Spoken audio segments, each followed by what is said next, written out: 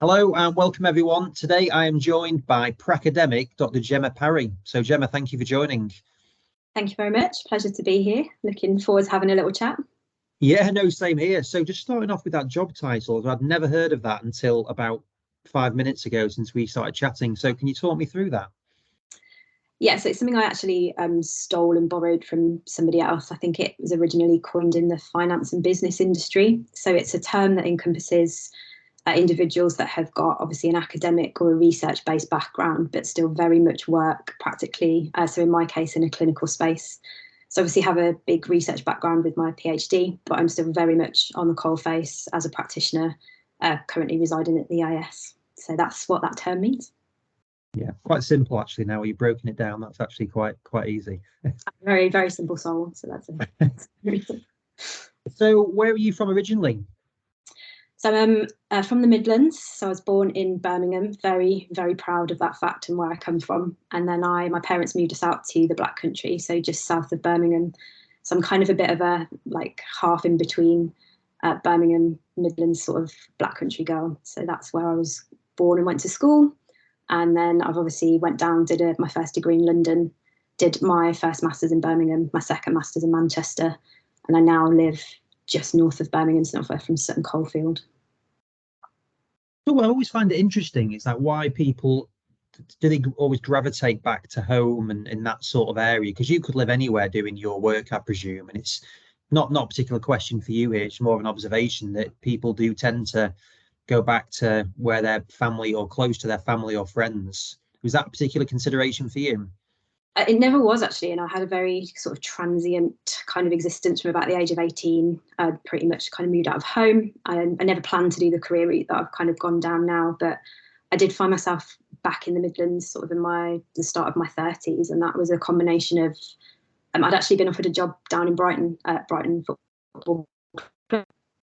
Fortunately, my dad not long after got diagnosed with pancreatic cancer, so I decided that it was probably prudent to stay around the area because we didn't really know what was going to happen with that kind of prognosis and diagnosis, obviously, with that condition. So that's what brought me back round home. I was still using that as a base, but travelling up to kind of Manchester and Sheffield because of where I was at the time. And then I guess COVID hit, and that's kind of changed a lot of people's perspectives, I think. So that's why I'm kind of now still in this area, really, sort of put down a few roots. Right. Oh yeah. No, all makes sense. So in terms of getting involved in this area, then I know you've had a not the most conventional route of coming into this. How did that all start? So it was an absolute accident. I had never planned to come this way. So when I was at school, I actually was a dancer, and I was relatively decent, pretty high level. And I kind of done dance since the age of 2.5, 3. And that was very much the way I was going to go and wanted to go to ballet school. And went through secondary school, just about scraped GCSEs to maths and science to C level. And my dad was quite insistent that I went and got a bit of an education and continued at college. So I didn't have a career route in mind as such beyond being on the stage and dancing and continuing with that. I was very lucky and got into a college in the Midlands that's called a King Edward's College. So it's not fee paying, but they do basically churn out Oxford and Cambridge grads. That's kind of their modus operandi. So I ended up there and did A-levels in English literature, drama, government politics and history. So about as far away as you can think of for physio. And my mum unfortunately became very unwell when I was sort of 16. She had a cancer diagnosis as well. So my parents the pressure came off me a little bit, really. And I was very much trying to figure out what to do, where I wanted to go. I satisfied my kind of parents' obligation of getting some kind of sensible education in A-levels, and then went off to drama school at 18 and went down that route for a couple of years and was living and working, made a living out of it for quite a while, and then got a bad injury around the age of 20. So had to retire, kind of couldn't really continue with dancing anymore. Didn't know what to do. And a friend of mine said, well, if you can't beat them, join them, go and be a physio. They help fix people. I'm pretty sure that's what they do.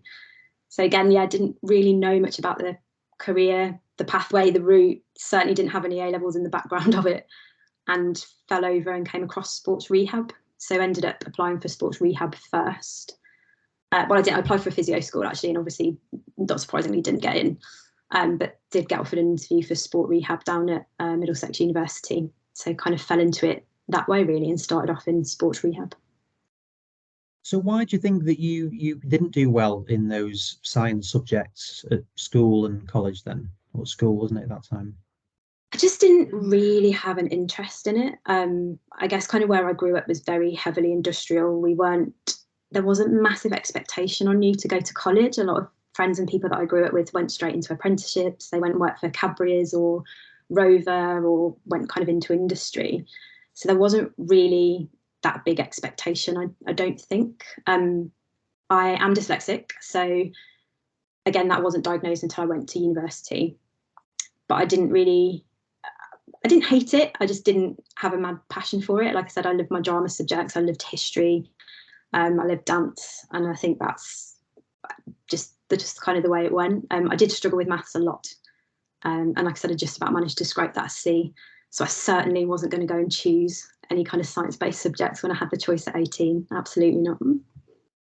That is so random, isn't it? I guess it just goes to show how much anyone can change from not long, was it? In terms of that's 4 years difference. Then all of a sudden you're thinking actually you are interested in going into those sciencey areas.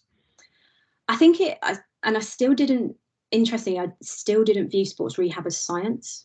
So I think one of the things, and it's in my preface of my PhD actually, is I'm absolutely fascinated by movement and understanding how we move. And I've had a background in training in dance. That's how I interpret the world. So for me, actually approaching sports science and kind of sport rehab very much came from the arts aspect. And we do talk a lot about, is it an art form, is it a science?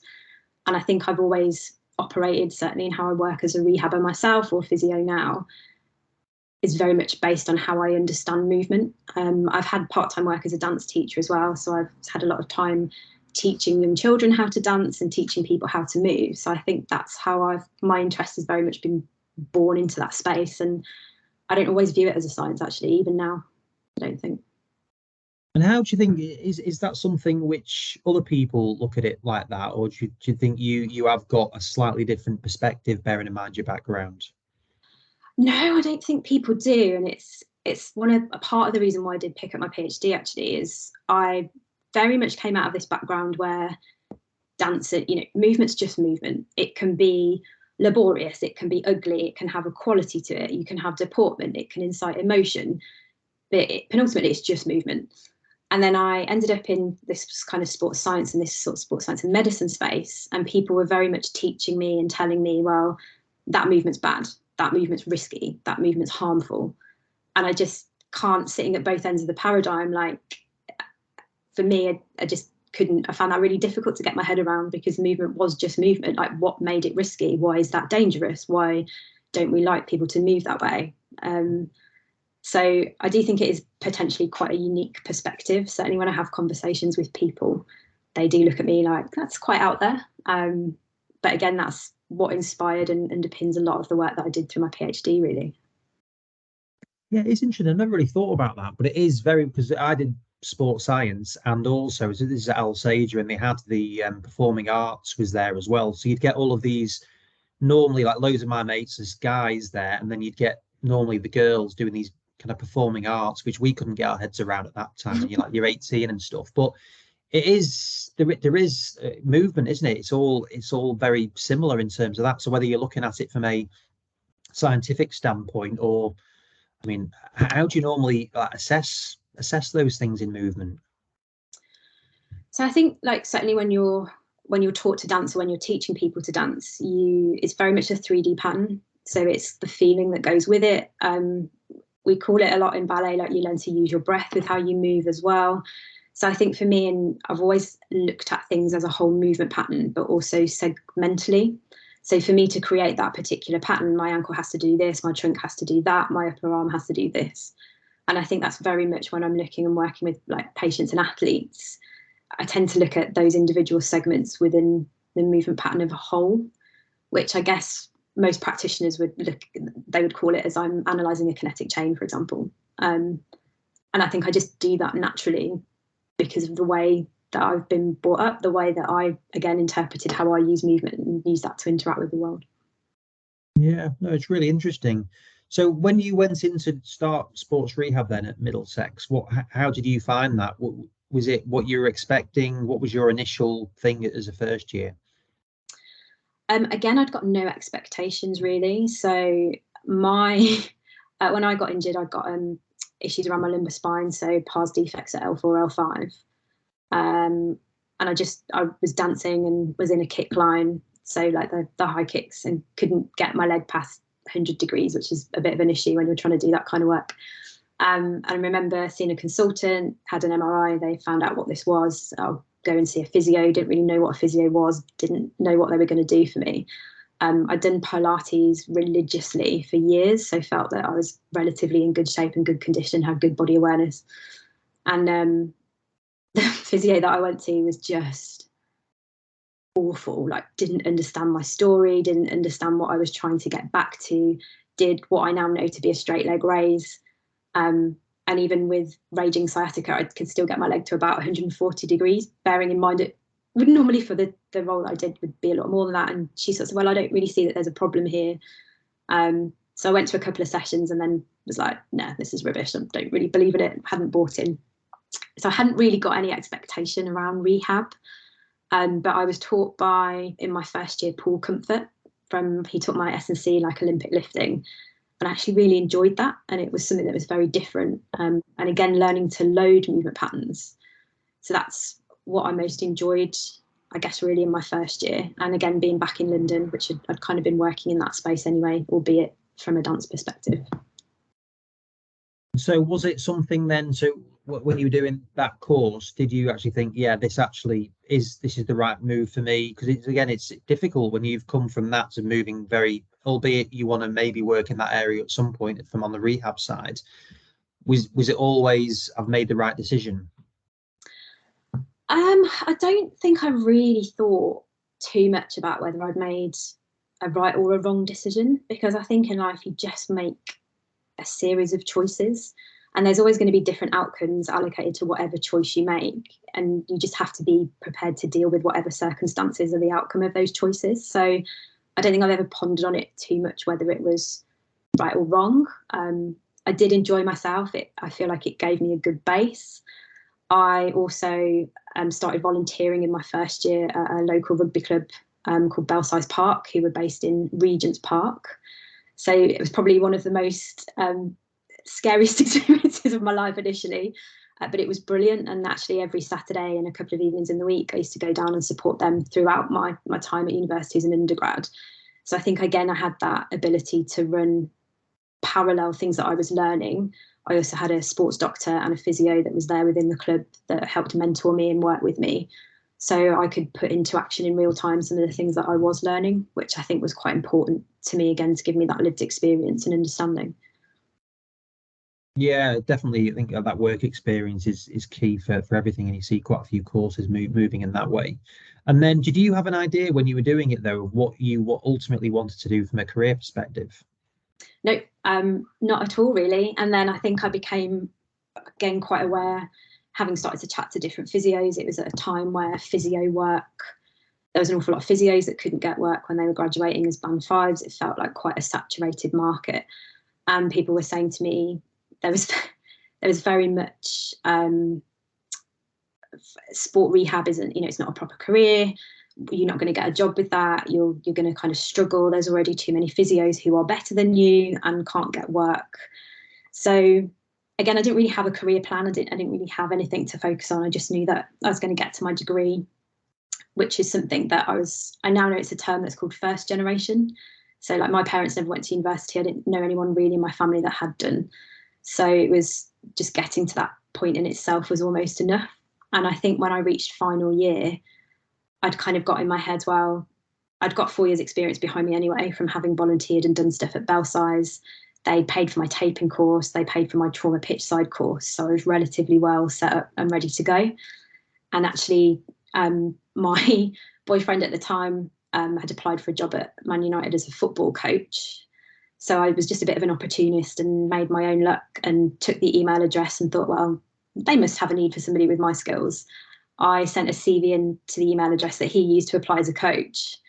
And got offered an interview. I don't think they were even advertising jobs at the time. So he went and did his interview for coaching, didn't get the job. I was a bit cheeky, sent a CV off, got an interview back, and then went and got offered a job. So I knew by the time I'd left university, I went up to Man United and joined them there at the soccer schools. So definitely wasn't planned. Oh, great. So did you actually move up to Manchester then? Well, no, because it was part of the sort of soccer schools program. So it's where they run like the play schemes and the summer camps through the private schools. So you did spend a bit of time in Manchester, but then you were obviously out. I can't remember where we were, somewhere down Surrey maybe, and then Caterham College, and then Denstone College. So kind of moved around between kind of sites and resi camps and stuff. But yeah, it was brilliant. Yeah, really good experience, and not So about out of uni really. What did that comprise of then, that work? So it was pitch side work mainly, so covering training sessions, like individual matches, and then a lot of kind of pastoral care and also education. So they developed like a curriculum that ran alongside sort of like the scholar age group. So you would deliver stuff on injury prevention, managing yourself well, a bit of nutrition. So it was all curriculum that was obviously designed by Soccer Schools Foundation that you kind of just delivered through. But yeah, working with other therapists, I think there was a doctor, and then again all the coaches, and then obviously back up at the ground, so around Old Trafford. All right, cool. I didn't even know that setup existed then. So is that something that's put in for most academies then, or what age are the guys, the kids? No, so I think it's something that's in addition to that. So I think the youngest was sort of like 8, maybe 13 to 14. So it's I don't think it's even run by Man United anymore. I think it went to an external company now. So I think is it Eurocamps maybe, the company that runs it. But again, I don't think you could do what I did, because a lot of these clubs a lot of their recruitment now goes through external agencies, doesn't it? So you complete online forms. I don't think there are, like, I literally just took an email address and sent a CV in as a complete chancer. So I don't even know if that's potentially an option now, which is a bit of a shame, but yeah. Yeah, I love the opportunistic approach. It's always makes you stand out. If there's no job, even better. I think it's a great thing to do. So how long did you do that job for? So I did it on and off for 3 years. So I obviously went up to the club, I remember my interview actually, so it was at Old Trafford, and they did it in one of the boxes. And I think it was all designed a little bit, maybe not to intimidate you, but certainly to be affiliated with a club, like the enormity of that and the brand and the reputation. And I went into this box, and it was on the halfway line. So you're obviously greeted with the vista of Old Trafford, which, regardless of which side of Manchester you're from, it's quite a spectacular view. And I remember the guy, I think it's Gavin Rhodes, who interviewed me, and he said, "Oh, what do you think to that? It's pretty impressive, isn't it?" And obviously, coming from the claret and blue side of Birmingham, I just sort of said, "Well, it's no Holt End, is it?" And he laughed, and he sort of said to me afterwards, "We knew you'd be okay because you weren't, overawed by it all." So, definitely had a great time working for them, for sure. Yeah, right. So you're a Villa fan? By birthright, yeah. Tragically. That's a great stadium, though, isn't it? The Villa Park. Well, obviously I'm biased, but yeah, that's our sort of spiritual home, I guess, in my family. I think I'm an Everton fan, so every game I've been to, we've been battered by Villa. So I don't always enjoy it, but it's an impressive stadium nonetheless. Yeah, definitely, and about to get bigger, apparently, I think. Yeah, no, they're investing a lot. So after you'd done the Man U then, or that soccer school, what did you do next?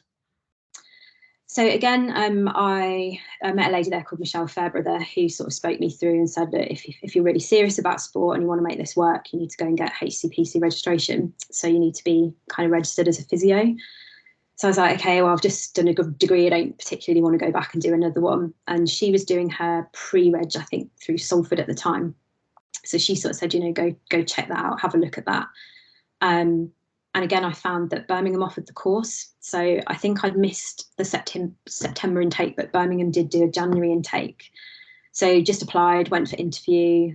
I didn't hear anything for a few weeks. And in the interim, my brother played hockey. And he said, somebody I know who's at the hockey club, they're looking for somebody to go in and work in their school, and around sports injuries. and it was Bromsgrove School, which is one of the kind of independent schools in the UK. So again, went and met this guy, had a bit of a chat, and he said, we don't have anyone like this. This is what I think we're after. And of course, now it's massive business. So like Millfield's pretty huge, Sedbergh. And I think most private schools have kind of gone down the S&C coach route now. But I was definitely, again, I think one of the first into the private school sector at the time.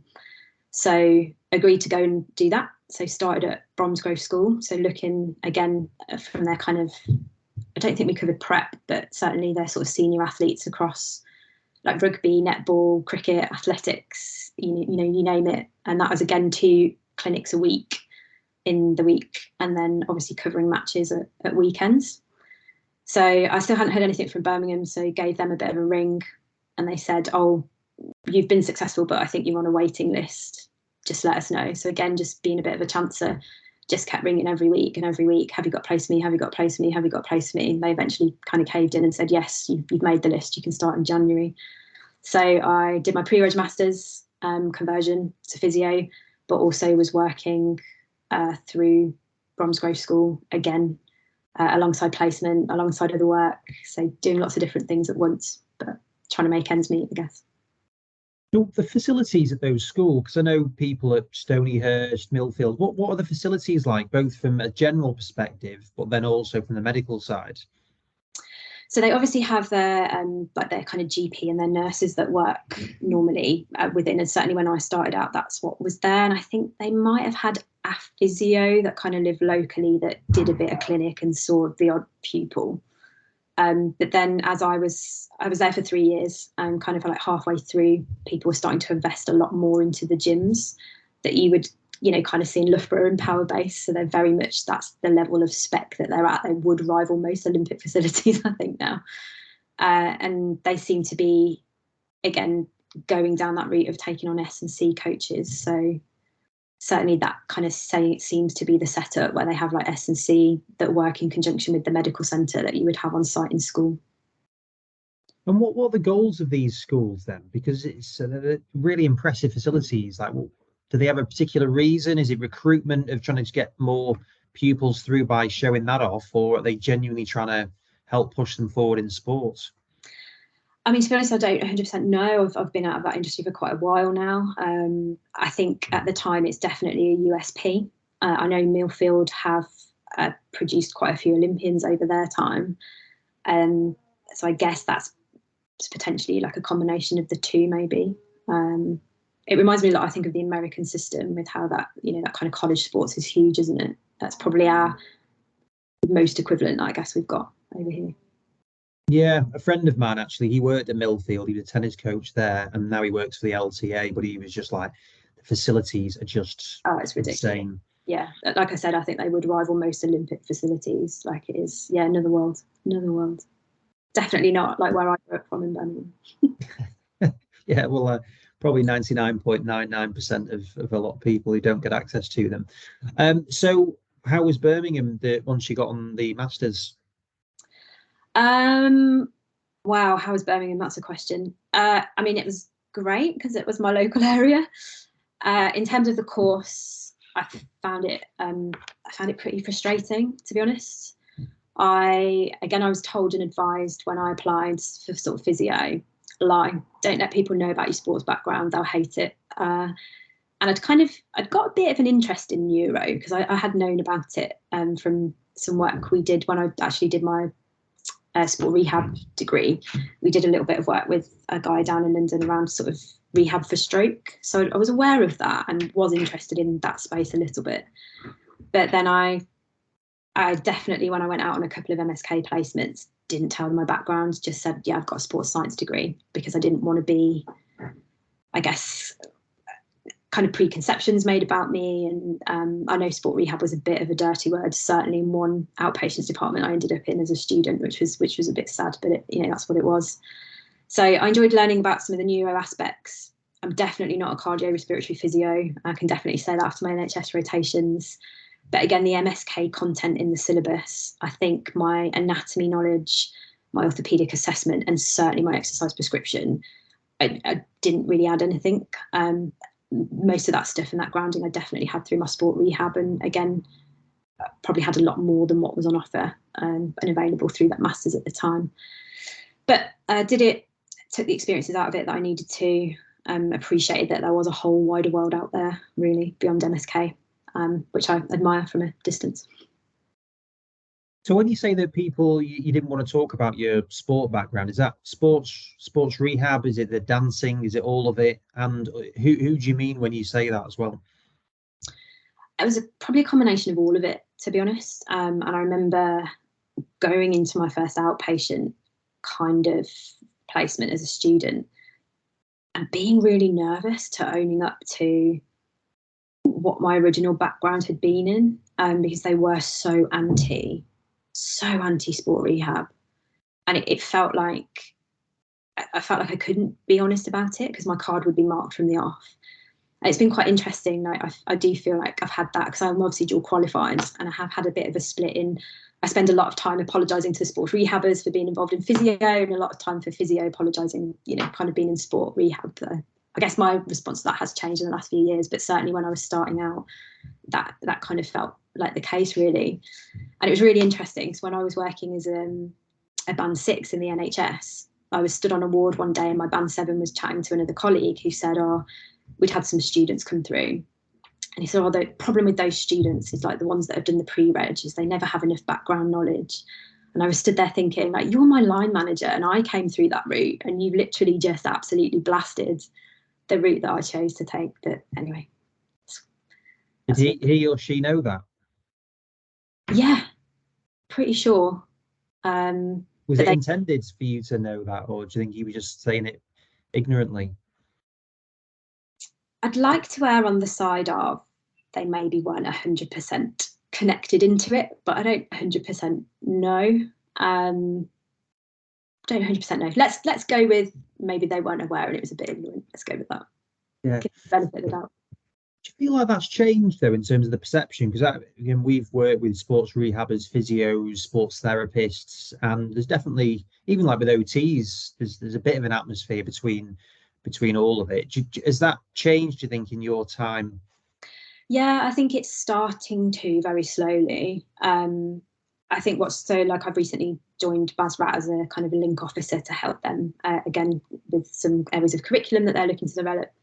But I do think it is kind of changing. And I think what's really, like, we're in a massive MSK crisis in this country right now, like healthcare wise.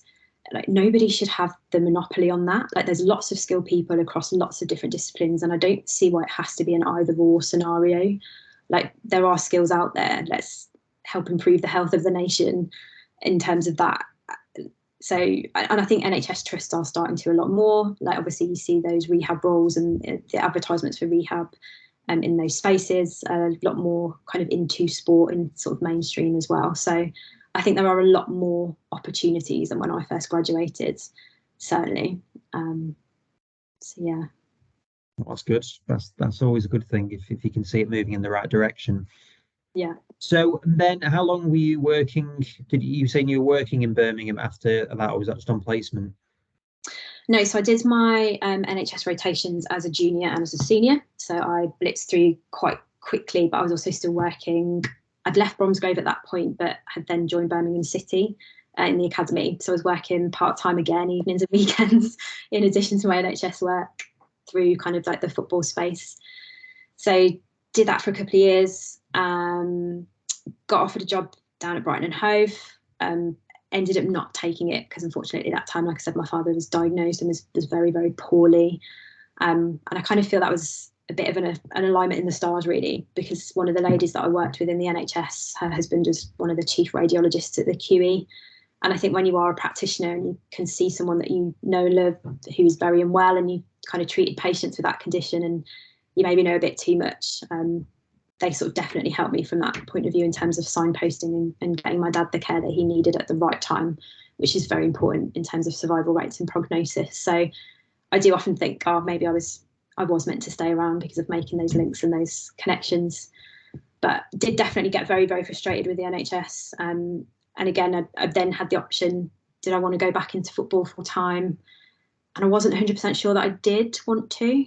And I saw an advertisement for the EIS. So again, I didn't really know what the EYS, classic me, didn't really know what the EYS was, just knew that it dealt with sporty people. And they were advertising for what they called like the MSc physiotherapy role. So it was working with boxing at the time. So you go and did, there was a research project that they wanted answering. So I applied for that, got offered an interview. Again, the interview was when I was due to be on holiday. So emailed them back and said, please, could I have an alternative date? And they were like, nope, it's that day or nothing, because the interview panel can't get together on any other day. So I just said, oh, please, could we do something virtually? Which pre-COVID, I don't necessarily know how many of that kind of stuff did. But anyway, they sort of agreed to an online virtual interview. So I dialed into my interview from a hotel room in Copenhagen and sat in front of the interview panel of messiahs, Ian Horsley, Lee Harrington and Ian Gatt, which was literally the interview panel from hell in a nice way. And then they decided that, yeah, I'd got something about me and offered me that role. So then I moved over to the EIS back in 2014, I think that was. Yeah, so what were they like? Because they were all, I know they were guys all well, and I really liked them, but I can imagine you get an absolute grilling as well. Yeah, it was. Like I said, it was literally baptism of fire with that Holy Trinity. And again, I think luckily because I was virtual in a hotel room in Copenhagen, but I remember I'd done for my master's, my first master's, I'd done like a practical study on EMG and analysis of like erector spinae through a couple of different movements, because I didn't want to do a systematic analysis. I really wanted to do some practical research. I remember Ian Horsley saying to me, oh, well, that sounds very interesting, but isn't EMG just voodoo?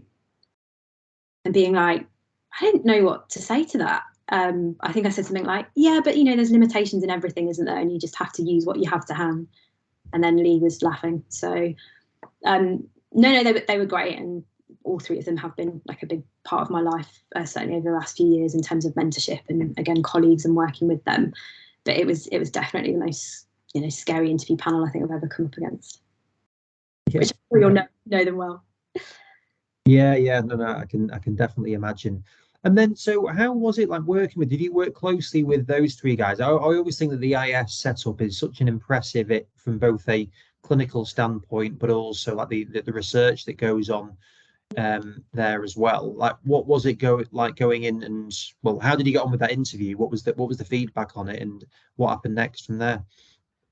Well, again, like I didn't 100% know what I was really getting myself into. I'd done a bit of research around the institute, and because I was on holiday, so I came back from Copenhagen, had a couple of days, and then I was flying out to Croatia for the final week.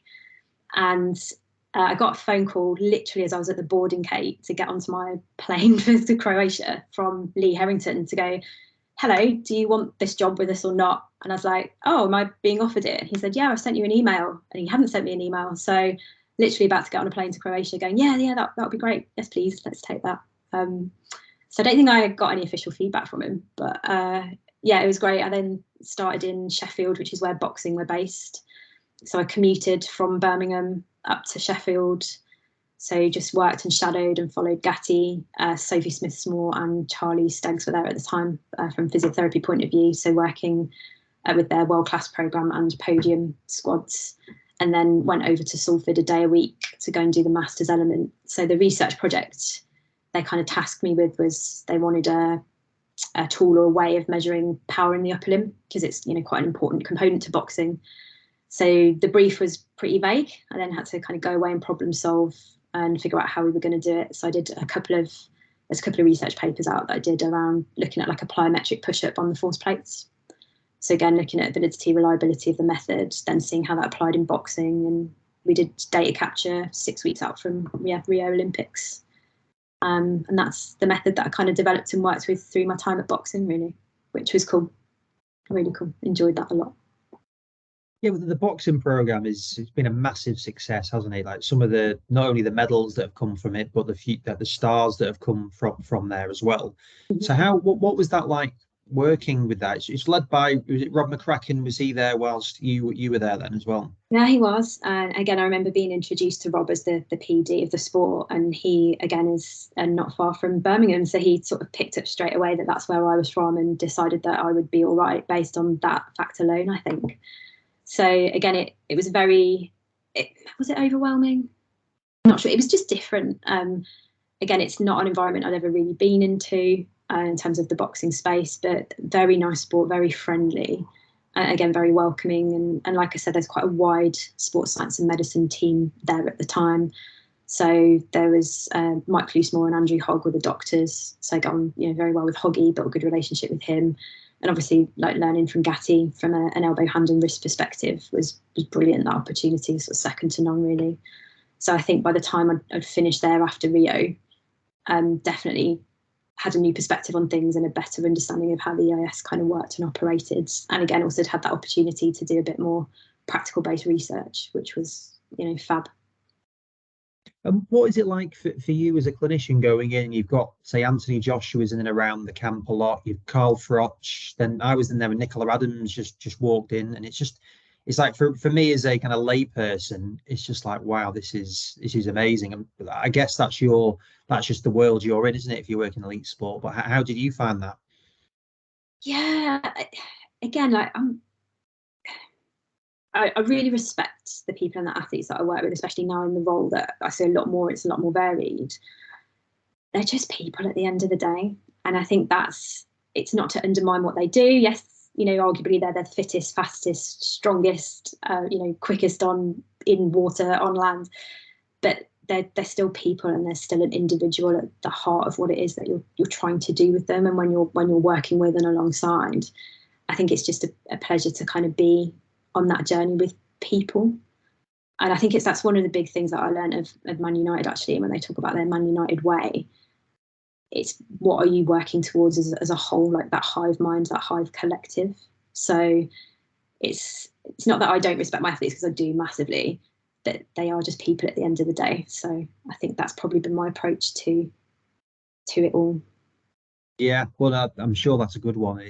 I would hope that I would be similar in that. As I always love getting a photo with a celebrity, but not that I do it when I'm working, but it's exciting. Whenever I see someone, it's like, whoa, that is Carl Froch or Nicola Adams or whatever. And how was that environment though? Just from, like, again, you've got really top people from the clinical side as well, great facilities. So what was that like going in from what you'd done previously? It was, like I said, it was different. It was a lot more fast paced. There was a lot more what felt like very direct conversation.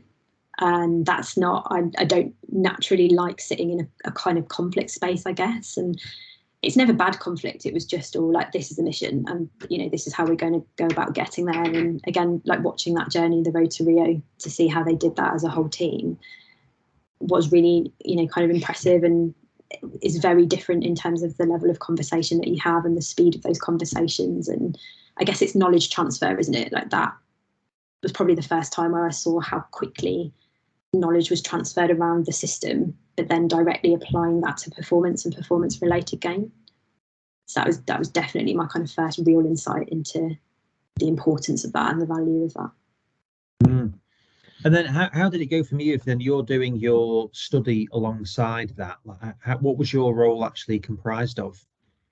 So it's a little bit of clinical, so again, supporting more with the podium side of things for camps and comps over weekends and, during the week. And then again, like that kind of day release into Salford University. So again, working alongside Lee, Paul Comfort, John McMahon, learning and trying to figure out how we're going to make these force plates work and do what we want to do. So that's probably how that kind of role evolved. I then finished that role again just after Rio. Had an opportunity to apply for a role in the IES, but didn't. Went into a dance company because that role presented itself, and that was my background. That was my sport, if you like. That's what I trained in, and it was kind of an itch that I felt I had to scratch. So went and worked with that dance company for a season. Kind of did a year, which was, again, had some interesting experiences off the back of that, and loved working with dancers. Those were kind of my people and my backgrounds, and was able to apply some of the knowledge and the learnings that I'd certainly had from the EIS. But again, I think what was really interesting is that environment, although it was speaking about wanting to make change, I don't think it was potentially in the right space to do so. So again, that was a really valuable learning about, yes, you've got all these tools and you've got the options and the skills to apply stuff, but sometimes if an environment isn't ready or can't fully commit to it, you can't always apply that. So yeah, very helpful lesson to learn. And then I ended up back in the EYOF, so I transferred over into winter sport at that point and joined short track speed skating just prior to the PyeongChang cycle.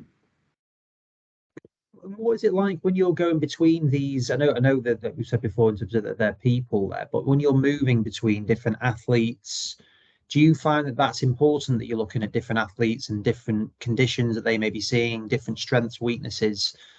Is that something that you actively wanted? Because I know some people, because they come in and they work in football or rugby, whereas you're doing a number of different sports. Was that something you actively wanted to do? Again, like I've never really had sort of a life plan as to what I'm going to do or where I'm going to go, but I am very kind of, I don't know whether it's butterfly mind or where I sit, but I like being, and it's a bit of a trendy term now, isn't it? Like that generalized specialist or that specialized generalist, where I like being able to move between sports and between roles. And I think what we do in that performance space is specialised enough, but being able to transition between like that is a unique skill in itself. And I think that's why I've actually found myself in what's called like a multi-sport role now, in that multi-sport space. So it is a bit of a change of gear in terms of what you're applying and how you're doing it. But the philosophies of what you do in terms of treatment or rehab, the philosophies are the same. The magic and the art comes in how you can apply it in different environments and different surroundings with different people. And I think that I really like that. I really enjoy that. That's what I get out of it more than the physio side, probably, perversely. So when you're looking at roles then, like what is your thought process? Is that right? Is it, and I guess it can be maybe a mixture of this, but you say, right, I want to change, and then you go and actively look for something, or are you constantly just looking for interesting challenges? Is it money related? Like what's the dynamic of it? Money related in sport? No. I wish it was. No. I think it's just like making my own luck. So again, I'd kind of come to the end of that contract with ballet. Obviously had a mortgage to pay and had saw the role had been advertised for short track. Lee had kind of got back in touch with me about doing a PhD as well at that time. And I was like, no, haven't got time in my life for that. And then anyway, for various reasons, he then kind of talked me around into it. So I was then looking for a job that I knew would caveat around the PhD. So tried to get hold of somebody at short track to speak to them about it. Again, just put my CV in just prior to the deadline and was like, well, I'm going to do this even if I can't have the conversation.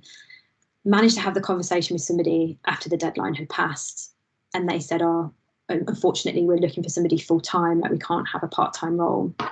And I said, okay, fine, but thanks for taking the time to get back to me. And then a couple of weeks later, they rang me and said, can you just come in and do 6 weeks worth of cover before your PhD starts? So I was like, yeah, sure. So went up, joined the squad, joined the team, and that 6 weeks turned into 3 months. And then that 3 months turned into 6 months. And then I got asked to go to the Olympic Games. So it kind of just, again, snowballed. I was a bit of a chancer, stuck a CV in at the right time, and I guess persevered with trying to get hold of somebody to have the right conversations. So that's kind of how that role came about. Again, it was a different environment, but I thought there's an aesthetic kind of element to that was part of my background before. I thought, yeah, why not give that a go? Yeah, I love that story of just trying, just keep pushing stuff. And it's like you do make your own luck, don't you? It's like so many people that ask that question, oh, it just happened, right place, right time. That if people make stuff happen, don't they? Or you can make things happen yourself with it. So it's great to hear that. I think that's a really good message for anyone coming through on it, because is that really I've got a question that I was going to ask a bit later on, but I'll ask it now anyway, because there's the physio side, there's the clinical side.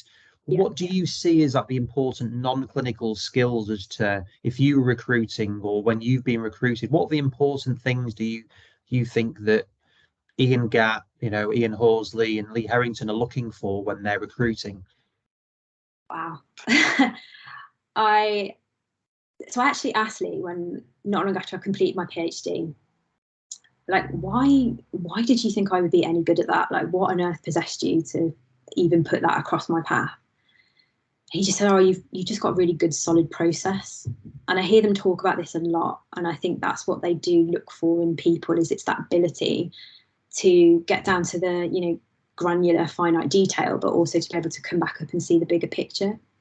And I think certainly from the background that I've come from, I have the ability to do that. And because again, I've kind of transversed that, the art space, the science space, and generally I think being quite open-minded. When you go into these environments, they're high pressured environments, like that's not beyond a doubt. So I think it's your ability to adapt and adapt quickly, which again is something that I've always been able to do. I get parachuted into things quite a lot last minute, and being able to kind of get on with people and sort of survive. So opening up avenues of communication, and I think being able to do that quite quickly is something that they kind of look for as well. But I defer to them. Only they know what they're looking for, really. I will ask him, actually. I will go back on that one. I've heard Lee, when I did one of these with, well, I've done one with all of those guys, but the one I did with Lee, he was talking about process, and he was talking about, you know, he's a knee specialist. He thinks he can do 90% of, say, what Ian or Joe Gibson do with the shoulder, but it's that 10% that they do is that real specialist. But it's the process that you go through, whatever body part that you're working on, which I thought was interesting. That it resonated with me then. And then, so it's interesting that you've mentioned that, and that's a consistent thing that is drilled into those people and they buy into. Yeah, and I think, you know, like fundamentally, in some respects, physio and rehab is physio and rehab, right? It's how you apply that. And I think this is the difference, and it's something I always say to like the graduates and the master's students that I work with when I'm lecturing, is you can have knowledge. If you can't apply that, like applying the knowledge and the timing of the knowledge and the creativity of how you use your knowledge, that's your key, that's the specialty. That's the element of what makes you maybe successful or not successful, right?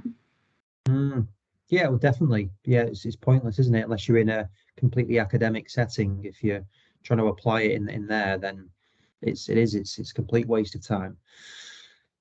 So when you were your PhD, then was that something that you ever thought when you were at school? Was that something you even comprehended, that you were going to become a doctor at some point? No, like honestly, like I feel like a bit of a fraud, like, because I genuinely have never had a plan. I've just kind of crashed in and out of things that have, you know, as opportunities have presented themselves, have sort of taken a bit of a leap of faith and gone, yeah, sure, why not? So no, like I said, I'm first generation. None of my parents neither of them had gone to university. So the fact that I've now come out with a PhD is, I think even a lot of my family are like, what? So, it was never planned at all. And I'm not, again, it was Lee really that kind of put me on to it. And when he first presented it, he sort of said, this is the topic, this is the rough idea. And I was like, no, I haven't got enough time in my life to do that. Again, luckily, I don't think I really knew what I was getting myself into again. And then I started, he said, just have a read of it, you'll be interested. So I started reading around the topic area, and it was about movement. So I was instantly kind of hooked. And then he said, oh, how about, I think we can get funding for it. So I was like, well, if it's funded, because there's no way I could have afforded to have done it otherwise. So that's what happened. And then I went and interviewed for that with him and Al Monroe, and sort of started that alongside starting at short track speed skating. So it kind of grew from there, really. But again, a PhD is about being able to survive a process and get through a process from start to finish and be tenacious when all else is failing and you feel like you can't make forward. It's about being able to keep pushing on and making ground, I think, which fits with kind of what I'm like and how I approach life. So. And was there any point within that process that you did think, this is biting off more than I can chew here? Yeah, daily, absolutely daily. Yeah, every day I think there was a moment where I was like, what am I actually doing here? But it was great, actually. And so there's a couple of people in the EIS, well, it's more than a couple of people in the EIS that have obviously done PhDs and kind of sit in that space. But what's been really nice is there aren't actually that many in physio that have done that. And I kind of reached a bit of a point where I was looking around the institute, because unless you've done it and you've been there and you sort of sat in that space, it's really difficult to explain to people. And one of my psychology friends, she said to me, look, you're going to have your normal friends, and then you'll have PhD friends, and they're the people who you can literally just go, oh my God, this is happening. And they just get it. They just get it. So I was looking around the institute, and there's actually 4 of us women at the moment in the IS that have just completed or are undergoing PhDs, which is quite rare in itself. So I reached out to them. So there's Lou Fawcett over in British Gymnastics. She's doing a PhD around the spine. There's Liz Arnold down in rowing. She's doing stuff on kind of profiling. And then there's Ros Cook. So I've reached out to the 3 of them, and we've got like our little smart girls group, we call it, where we kind of just meet and chat and support. And it's been really nice actually, and learned a lot from them. They're incredible women, and the stuff that they're doing and the way that they're going they're equally as inspirational to me. So that's great. No, I think it's really good. So how do you do that? Is that on Teams or in person or what? Well, a bit of everything really. So there's a WhatsApp group, like all good things these days, where we just put messages into each other. We have met and gone out for dinner, and just knowing that there's someone at the end of the phone really to pick up at any time to go, I'm having writer's block, this isn't working, I went out for data collection and it was a disaster, like I can't find any journals from this, can you get it through your repository? And it's just really nice, again, having those links and the power of a network really, because again, like I genuinely didn't think I'd end up at this point from where I kind of started out from, where I am from. It's been a bit of a journey really has been a bit of a journey. Yeah, no, sounds like it. And then so just outside of this, it's that I'm a massive advocate for peer support and being able to share things just in life, forgetting anything on an academic standpoint, but certainly with that. But what do you read many books outside of the clinical world in terms of self-development or anything like that? Yeah, so I'm a massive reader, which considering I'm dyslexic is quite interesting. So it was one of the things my mum was adamant on before I started school. So she taught me to read before I started school. And I think it's something I've kind of always done. When I hit my PhD, I stopped reading for pleasure because I was just reading so many journals. But I always have been, like, I normally read 3 or 4 books at a time. So, where you can like dip in or out of stuff. So like, if I find with like the sort of self-help books and that kind of space, if I read too much of that too late at night, I then can't go to sleep because my brain doesn't shut down. So I normally have 3 or 4 books on the go and kind of swap between my tools really, depending on my mood and what I'm thinking. So, are there any particular self-help books that really resonate? I'm always looking for ideas on good ones. What have I got at the moment? So at the side of my bed at the moment, I've got Breathe In, Breathe Out by Stuart Sandeman. So he's got a thing called Breath Pod, which I found him in lockdown actually. He does free stuff in the morning on Instagram, so Instagram Lives. He's a Scottish guy, isn't he? Yeah, and he's absolutely brilliant. And I have used his techniques a lot when I'm feeling a bit stressed or anxious or just not quite right. Again, when I did my PhD Viva, I used some of his grounded breathing meditation stuff the day before my Viva, which was really helpful. I've got How to Make the World Add Up by Tim Harford, that one's by. And that, again, looks at how to use data and how to interpret data in a different way. I've got, what else is my bedside? Lonely Planet Guide to Norway, because I'm interested in looking and travelling at that. So that's one there. And then I've got like the New Scientists do like little magazines. So I've picked one up on quantum physics and AI because I don't know anything about that space and I'm really keen to learn, because I think that's potentially where healthcare might start going and is very much going already, especially in sports science space. So yeah, trying to teach myself a new area, something that I don't know anything about. Yeah, I presume you don't read that one just before bed, because that's already the prospect of trying to understand that, because we see a lot of that out there. One of my radiologist friends is always they're looking at using AI in there, and it's just like, my God, that is incredible at that area. Yeah, and I think that's it. Like I just like to pick books that actually aren't really in the sports science space. So it was kind of by accident. I was having a bit of a mental block during my PhD, and I came across a book by a guy called Richard Gerver. So he's an educationalist. So he has worked a lot through real grotty, horrible high schools, and he's written a book called Change. And again, he's very much about this complex systems thinking approaches. So that was a book I probably picked up halfway through my PhD that really did actually change my thinking and my approach to that whole complex systems. And that actually probably had a really big influence on changing the course of my PhD actually. So yeah, definitely check that one out if you've got time. I will do, yeah. It's like I say, I've not heard of any of these ones that you've mentioned. So like that's the problem with it. Is I've had loads of recommendations from people on this, but I just find that self-help area, and just even if you can take a little thing out of it. I use something called Blinkist, which is like, I don't know if you've seen that. It's a summary of a book, because Okay. it's like trying to read a book, it can take a while. So I get a summary and then I make my own notes. Mhm. So I'll share some with you, which I think might be quite good. I've just done, Dr. Julie Smith. I think it's called Why Has No One Told Me This Before? And she's big on Instagram as well, but she's a psychologist, and it's about managing anxiety and stress. But she's really exploded. Yeah. But that's Stuart Sandeman. So he's a DJ as well, isn't he? Because I've seen he's on BBC Radio something. Yes, Um, really nice because again I picked him up literally at the start of lockdown, and he again being able to see that journey over 3 years for what he's done. But he's a classic. Like he, I think, started off in banking and finance. That was his original job, and then yeah went into DJing and is now very much come into kind of like the breathwork, health and well-being space. So again, science to art maybe rather than my journey of art to science. But yeah, definitely really good book. Yeah, it's Breathe In, Breathe Out. As his book's called. Interesting. I'll definitely check that one out, because he is. I'm sure it's his persona, but he's like it seems like the nicest man with the nicest voice. Like when he comes on, he just think, oh God, you already feel relaxed. I find whenever he talks, it's like this guy he's got it. He's in the right space, is what it comes across like. Yeah, and he's like everyone is near 15-year overnight success, like we all are. Yeah, well, no, exactly. It is, but it's that's interesting that you mentioned him. I'll definitely check that one out. So, what's the plans for you for the future then? Well, I think if we've learned anything from me is that I don't massively plan.